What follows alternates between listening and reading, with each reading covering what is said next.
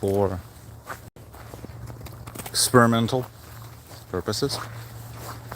I'm doing this from the YouTube app again, and I'm wearing big gloves.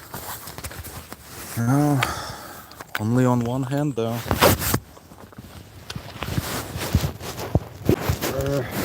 Now on zero hands. Because in these gloves I cannot even do something. You think one hand would be sufficient for now. Picking up 90 pin doesn't work with only one hand. Okay, so now this is going to be interesting. Can I even fish my phone out of my pocket in these gloves? I don't know.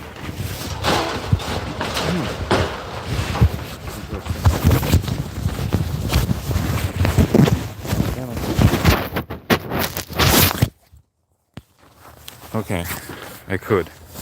And luckily I could actually touch the screen without triggering anything. Could just grab it however I want it, not worry about anything. Alrighty. So yeah, this app, I wasn't even realizing how bad this app is. You have no choice of camera. Like my phone has 3 physical cameras, 2 of which are accessible for external applications. One is just for sensing depth, I assume. And it has 2 virtual front cameras. I mean, I can only see one, but every single application that actually, recognizes things like that sees 2 cameras of slightly 2 angles, 2 different angles. Well, not even slightly.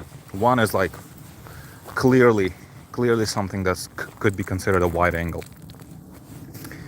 YouTube only sees 1 frontal camera, 1 rear camera, and it's the one that's like all the way fucking zoomed in. Like the wide lens camera, just the wide lens is just not being recognized by the YouTube app at all. I don't even think you have the choice of audio source for the YouTube app. And yeah, funny thing is that despite this, you being interacting with the YouTube API directly, all right, you're literally using the YouTube app to stream, you still don't have any, you don't have any of the control over the advanced metadata of your stream. You don't have access to tags. Stop, Moni. You don't have access to tags. You don't have access to borderline anything. Oh, goddammit, now they stuck to me. Oh. Gotta be kidding me. Okay.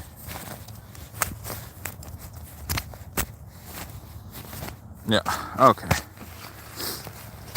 Wearing trash sneakers today because it's not that cold. Plus, my only winterized shoes are currently being, the glue is drying on them because the fake leather on its surface near the nose completely disintegrated, and a giant gap appeared. And that's the only point of contact of like the body of the boot with the sole of the boot. So that little tiny thing, that little tiny disintegration just on that one spot, like the whole thing is just wide open. There is no glue down to the sole. It's just open. So I had to glue the whole thing up because otherwise there's no point. They are definitely cold, and they are absolutely not even remotely waterproof anymore. Such an interesting thing how, I don't know. Oh wow, look how, god damn it. One day we will get proper cameras that actually catch color. Like that sunset there is so red. It's like blood orange. Oh well. Oh well. Anyway, yeah. Very, very weird using YouTube app for streaming. Very little control. You don't even get to. You don't even have the option to choose between, like YouTube. Oh, sorry, YouTube. Like Bluetooth microphone or just external microphone in general, or the camcorder microphone. Which even a couple of years ago, actually, a lot of apps for some reason did not allow you to do that either. Which is like hella fucking weird if you ask me. But they do now. Almost everything now allows you. Prism allows you to do that. IRL Pro, Larix, all of those apps actually allow you to do that. IRL Pro does it in the weirdest fucking way because IRL Pro has like, it feels like it has like 10 contingency options for every single possible type of connection. For every possible driver, for every possible, like device, like component of your phone, a potential one, I mean. And it's like every single option, if it fails specifically what that option is supposed to be for, well, it's just going to select the next logical thing. So if you select something like, I don't know, like a rear camera 3, but you don't have rear camera 3. Well, it's just gonna fall back to rear camera 2 anyway. But you still get that option. Like, I know I don't have it, but the app still shows it to me. And it's like, okay, so there are all these options. So yeah, you click on the audio source in IRL Pro, and it gives you like 10 options, and like 2 of them do the same thing. Sorry, not 2. It's just the 2 things that my phone can do, and it like, I don't need those 10 options. I need only those that I actually have. Well, the interesting thing is that if you choose something that does not quite apply to your phone, it's just gonna fall back to the next obvious thing. It's like, I tested the Bluetooth audio, and for Bluetooth audio, you can choose the source that says no processing, optimized for calls, optimized for voice, which is okay. What would be the difference between optimizing something for calls and optimizing for voice? But all right. You have camcorder, and you have a couple more options. I don't remember exactly what. You have system default also. So camcorder is the normal stereo microphone. Okay, what's the unprocessed? Same or no processing? Same thing. Literally the same thing. Okay.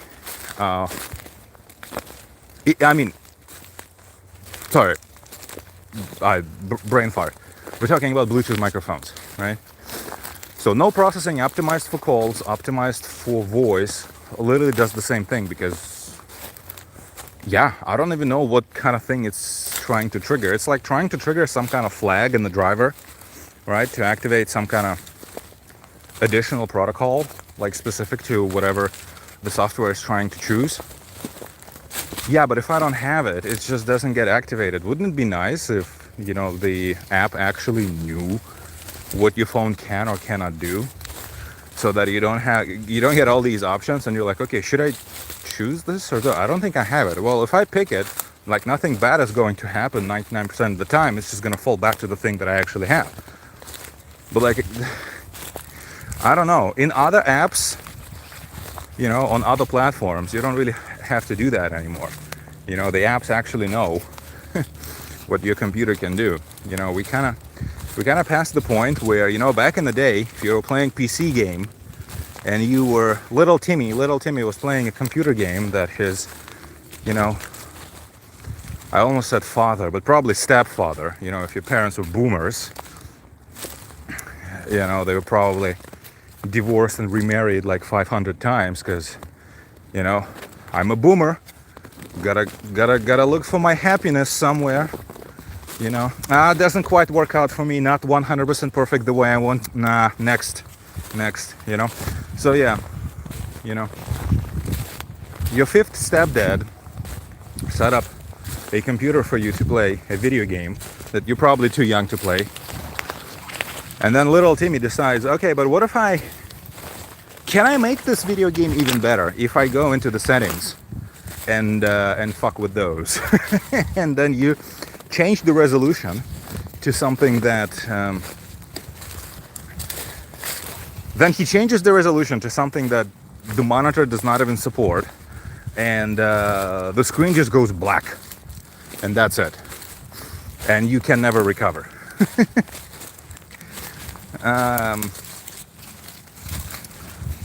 In some of those games will even save the settings, like, you know, graphical settings, even if you uninstall the game.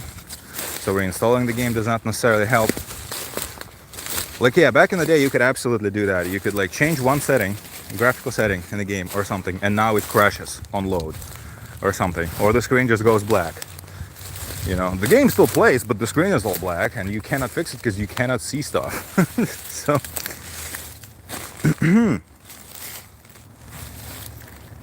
not anymore, really. Not anymore. Modern applications, they will literally give you the options for resolution based on what your graphical your graphics adapter in the current state supports. That's why every single game opens with the native resolution of your monitor, and not like 1080p, for example. Like, no, if you have an ultra wide, it's gonna open an ultra wide every single time.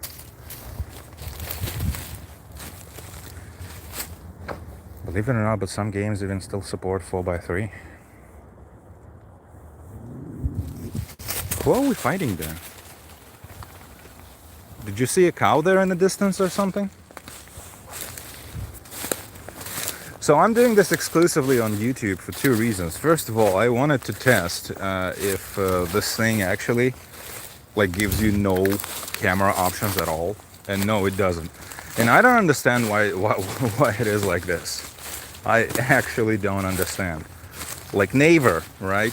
The Korean YouTube, or rather the Korean Nico essentially. Never been on it, obviously, because there is no reason to. Even if I was a Korean, I wouldn't have been on it either, because I don't understand like the point of these local things. Like Nico was interesting at one point 300 years ago. Nico was interesting because it legitimately offered like the type of content that Japan for the longest time didn't quite feel like putting on YouTube for some reason. I'm not entirely sure why, but so I came to Japan in 2016, right? And Nico was dead by then. Not a single person was using it, not a single one. And I wouldn't have been using it at that point already, even if I were just like staying in Japan forever, because like the compression quality of videos on Nico is ridiculous. Those videos are so low quality, especially in audio department. Like video part, like who the hell even cares about, you know, video part of internet videos anymore? But audio, I think it was like TikTok level, tick level. I think it was like 64 kilobit per second, like legitimately. So fun time.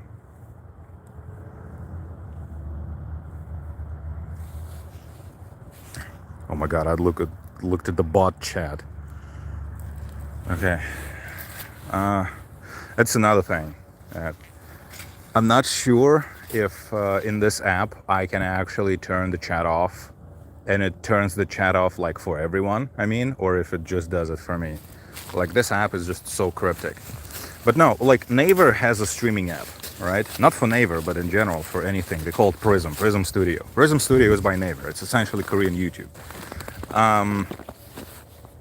Okay, YouTube has probably, well, Google rather. YouTube doesn't have any money. YouTube is yet to make money.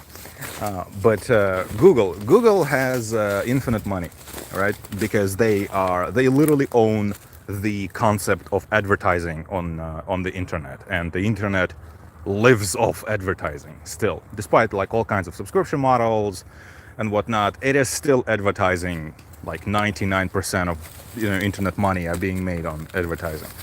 Well, and scams, of course, and literal cybercrime. But if we're talking like legit, no. It's people who subscribe to your newsletter for $4.99. First of all, barely anyone does that. Second, no. Barely anyone does that. So people just, yeah, it's mostly advertisement. So Google basically owns the internet, right? Whether we like it or not. Not in a literal sense, but they own it as like a criminal, family turf. They own it. They have literally infinite money, and they essentially could do literally anything. Like they could do something like Prism, but make it 3,000 times better. And nope, cannot be fucked. Their streaming app, I cannot say it's absolute garbage, but like this angle is just ridiculous. Why cannot this application recognize my second camera, my wide angle camera? I don't understand. Because it's the application, the official YouTube application. It's made by Google, which are in charge of essentially making Android. All right, this is Android, a official application by Google. You guys, your app cannot see that I have a second rear camera. Really? Like, if only corporations actually, wanted to make great product and cared about what they were doing, we would have been living like Jetsons now, guys. It is so ridiculous. No, instead, what we care about is improving the algorithm, optimizing mid-roll ads, mid-roll ad optimization, algorithm improving, yes, and like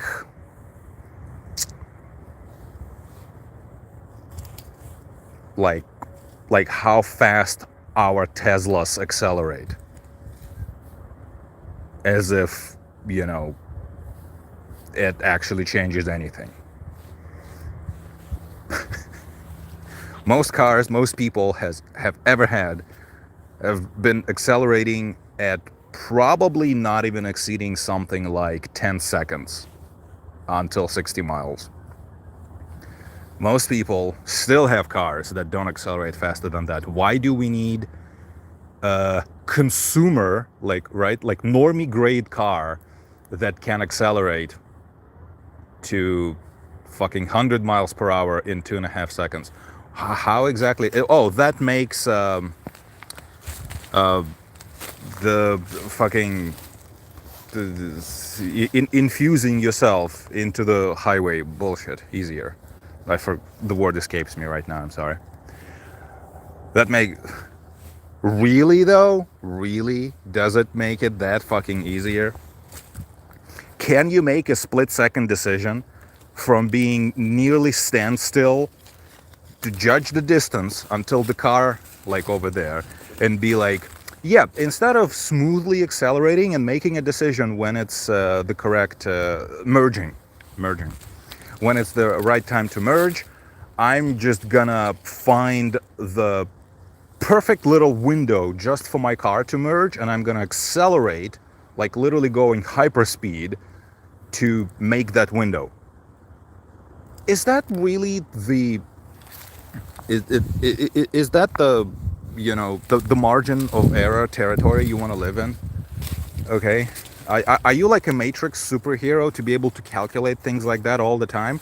I think you better drive smoothly, okay, and make informed and smooth decisions.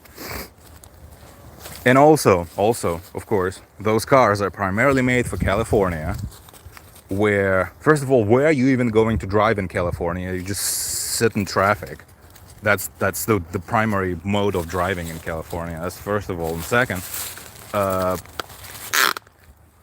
where are you going to? or on which specific road do you plan on going, 200 miles an hour in your Tesla Model ELON, you know, Model ELON series. On which road do you plan on ever going faster than 40? could you please tell me? Like, no, that's all the fucking corporations worry about, right? It's just this absolute bullshit that makes absolutely no sense.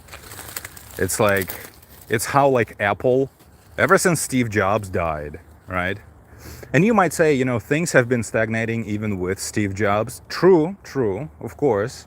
After the initial invention of the smartphone and the tablet, to accompany it, not that many things have actually been done. But since iPhone has now been around for longer without Steve Jobs than with him, like, we can definitively say that all Apple is interested in is just like iterating on the same thing. iPhone is still the same device it used to be, only now it's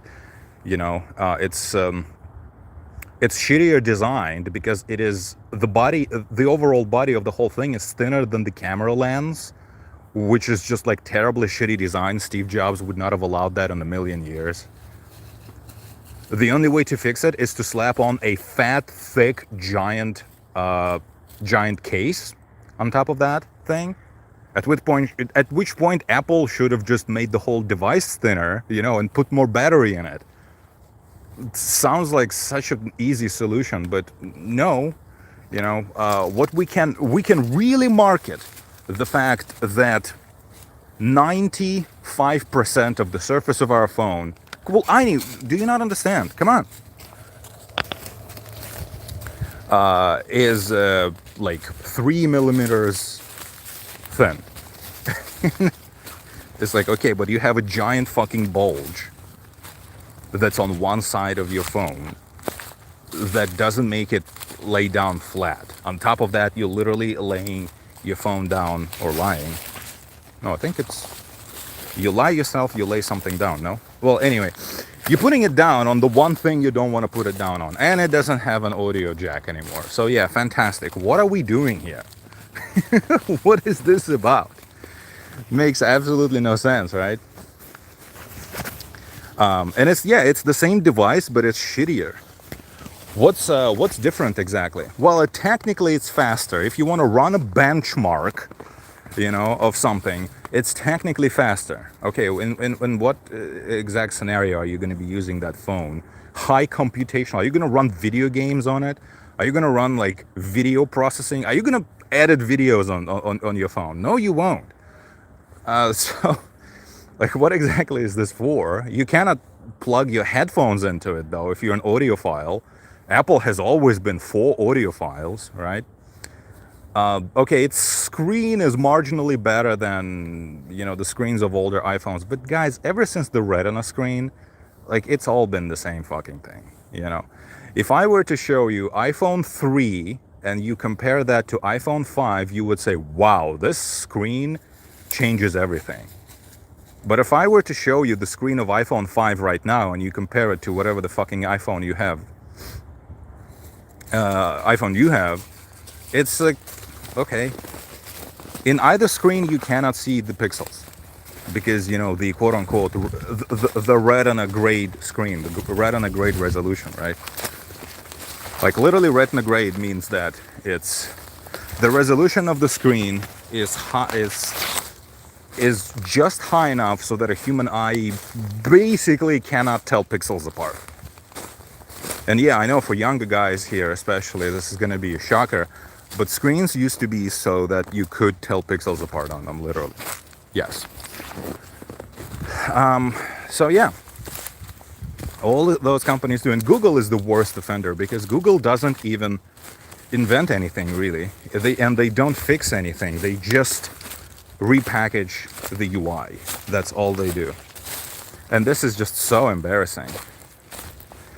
Like, for this app to be the way it is, it makes absolutely no sense.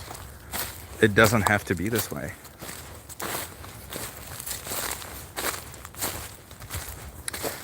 Anyway, Naver though had a great idea that for some reason people are expected to pay $10 a month for the privilege to stream using that app, which makes even less sense to me. Like, why would you? Okay, first of all, a lot of people who, how should I put it?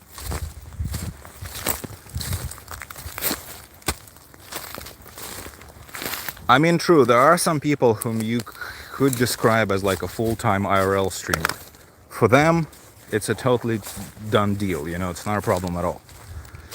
Then there are people who think they could be IRL streamers. They try it for a month, they get literally 0 views, no engagement, no growth, no nothing. They realize that if I keep doing this way, it's literally gonna go. But there needs to be growth, right? If you do 5 streams in a row and you gather no followers, no subscribers, no whatever, you know, depending on which platform you're doing it, like there's no growth. Just keep grinding, brah, will not fix the situation, you know?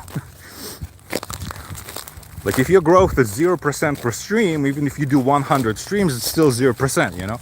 Not a lot of people understand this math for some reason.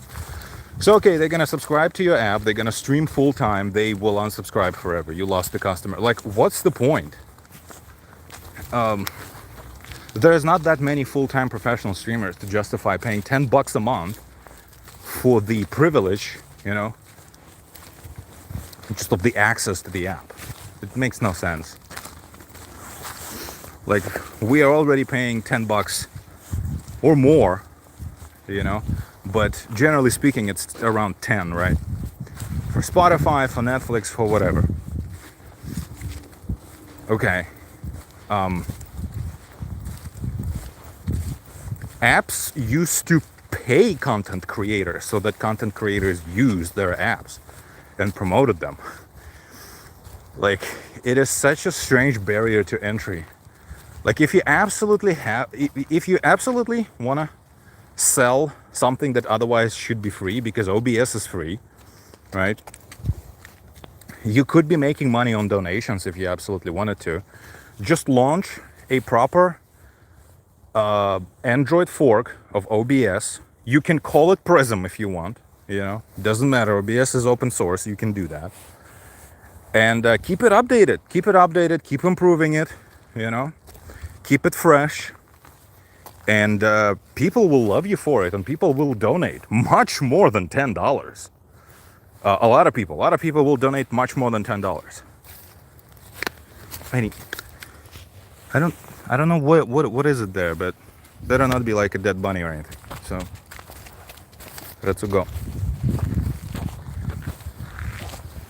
Yeah, and another category of people are someone like myself, whom, well, you know, I may stream daily for a week or so, but then I run out of things to say. And I go back to just, you know, listening to my slopcasts. Listening to my slopcasts. Because no, talking to myself for about an hour every day during these walks is not necessarily something I want to do like literally every day forever. And there are months sometimes when I don't stream. So like, what do you expect me? Or I stream once. So what, you expect me to pay $10 for the ability to do one stream of your app? Like, if you absolutely have to charge money, okay, this I just explained to you how to do it. And if you have to sell your app, absolutely, you could sell it for probably all the way to like, you could have a light version for like $9.99 lifetime license, and you can have like a pro version for like $24.99. Easy, people would buy it. I might even buy it.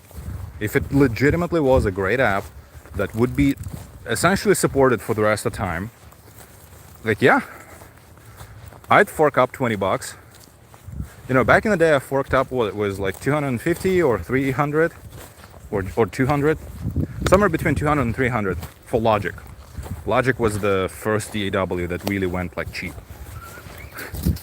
I know these days that's ridiculous because no one pays for apps like that anymore. Everyone just uses Reaper or some other trash like that.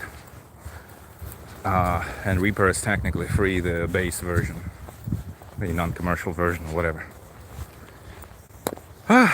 So yeah, fun times. No, we don't go there. We don't go in to investigate the dead bunny again. We've said hi to it enough times, Push. So yeah, I don't understand. I like, who would pay $10 a month just to stream like couple times a month?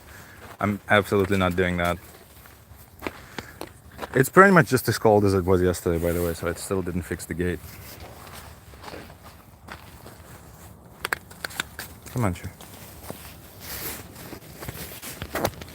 Yeah, and another thing that I noticed that's, oops, okay, didn't break anything. I did touch a button. I did touch a volume rocker. It didn't break anything, so that's cool.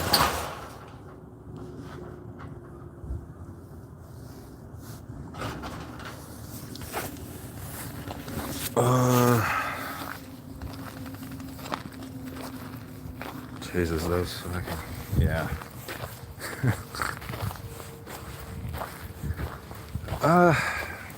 Yeah. Nice to have the conversation with the bots. Unfortunately, there's no way to turn off the chat here, so it is just here in my face, just saying random nonsense. I don't even know if those bots are AI assisted anymore or not, or if it's people. I wouldn't be surprised. Yeah, so pretty much done with the walk. 30 minutes in a coldness like this should be enough. I definitely wanted to go out a bit earlier, but I could not, because I was sleeping in after the night of, a night of some really passionate and juicy mixing. God damn it. I fucking hate mixing. Audio production is just, I'm done with that portion of my life. I just want to, like, yeah, 100%. I don't even want to care anymore. But unfortunately, I am too good to half-ass a mixing process. So I started kind of like, okay, I'm gonna do it real quick, like,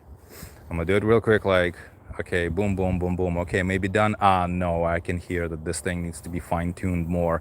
Okay, that thing over there needs to have a much finer adjustment. So it's just no way, I'm too conscientious. I am too honest. My work ethic is too high to even half-ass something when it's honestly for my own health benefit would have been, if I'd done that. Because it's my own stuff, no one's gonna hear it anyway. And quality of production doesn't matter. Quality of audio production does not matter at all. What matters is your position in the hierarchy.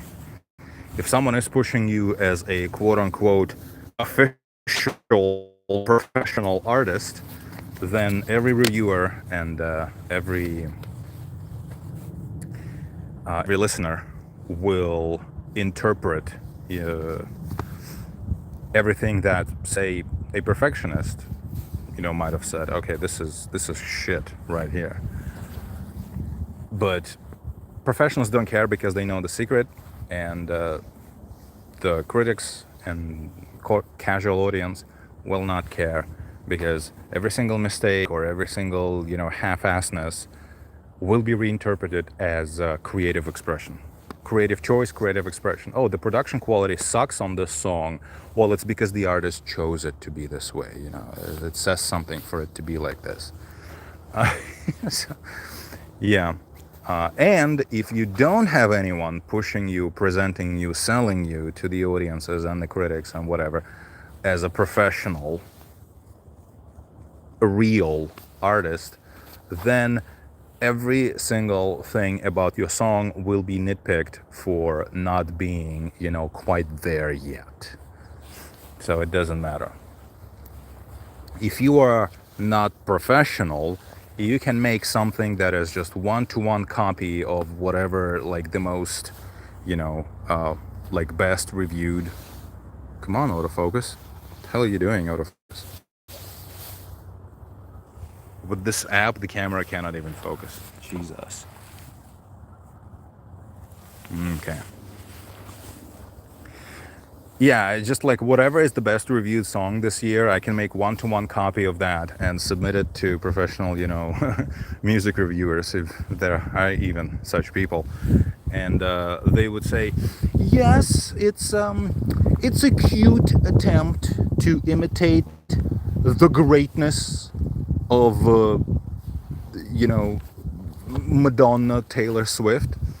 But it's like halfway there. It's a shallow imitation of her enormously, you know, deep talent, totally organic, not overproduced at all in any way, and also not fake or shallow in any way. This is like a shallow imitation of it all, of course. I'm gonna give it a good little boy attempt at making something great. And it's like, no, dude, it's literally the same thing. In fact, it's probably better, you know, because it was not produced in a soulless laboratory. But yeah, like, no, you know, it just doesn't work like this.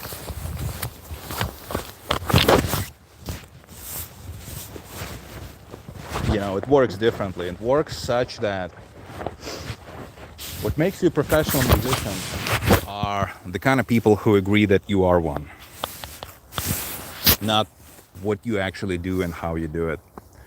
But I cannot help myself, you know. I'm too good. I'm too good and I'm too truthful to half-ass the process.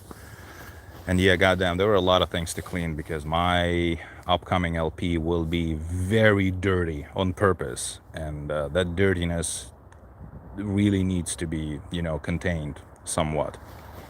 Cannot get rid of all of it, obviously, because it'll literally break the point of the whole thing. But okay, I already took the glove off so that I could turn the stream off.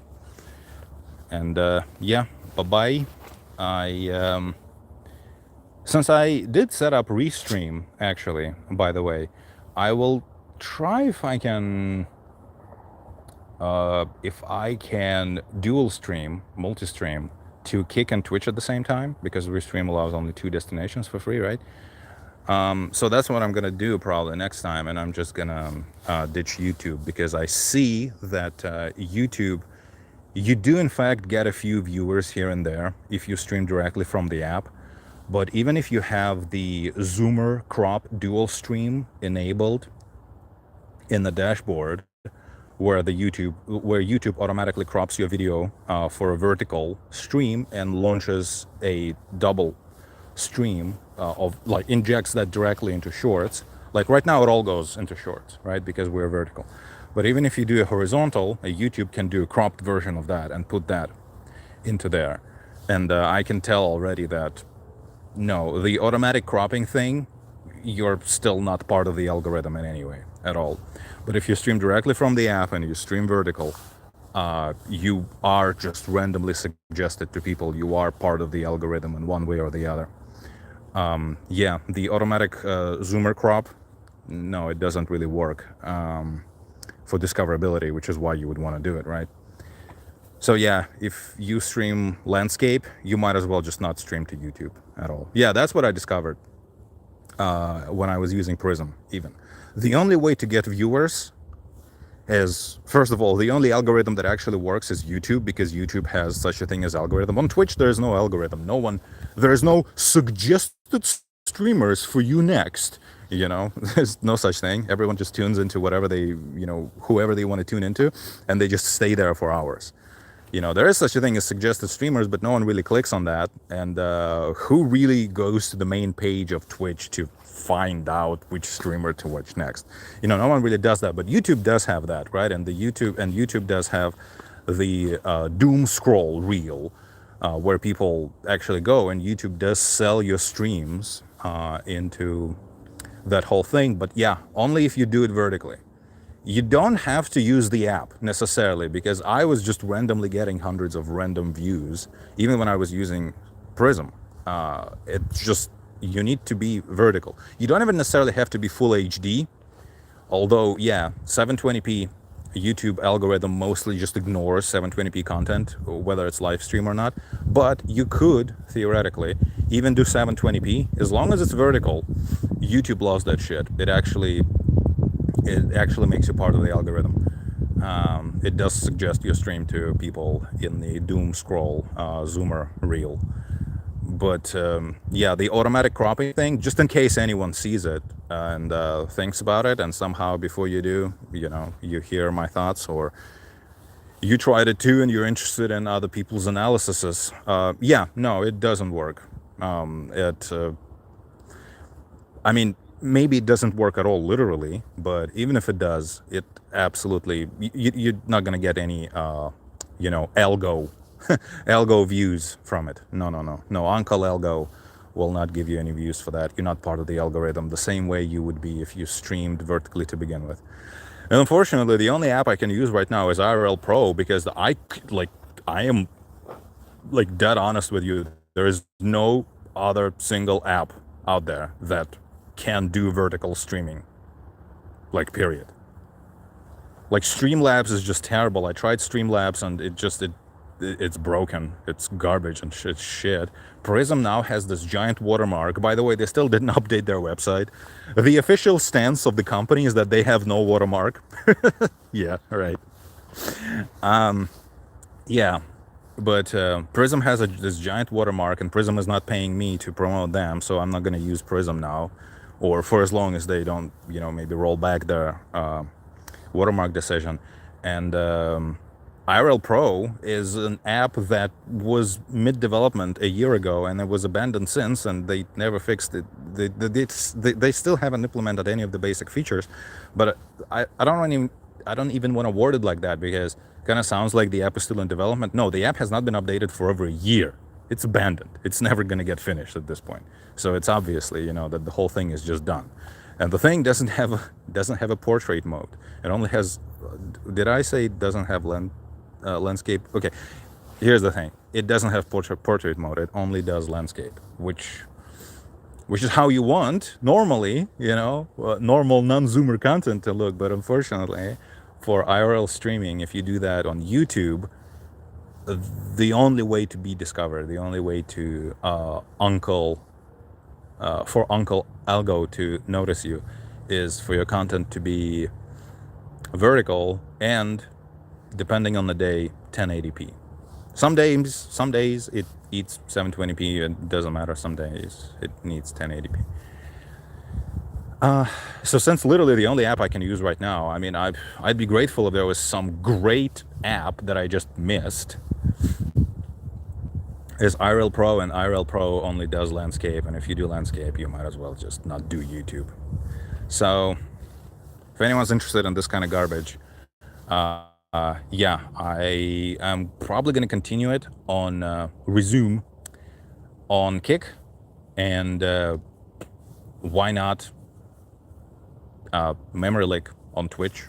Might as well. I'm just gonna change the restream destination from YouTube to Twitch, because yeah, on YouTube it's all nice, but I can see that this you just stream into the void if you don't directly stream vertically to YouTube. The auto crop thing does nothing. Alrighty, cold. Bye.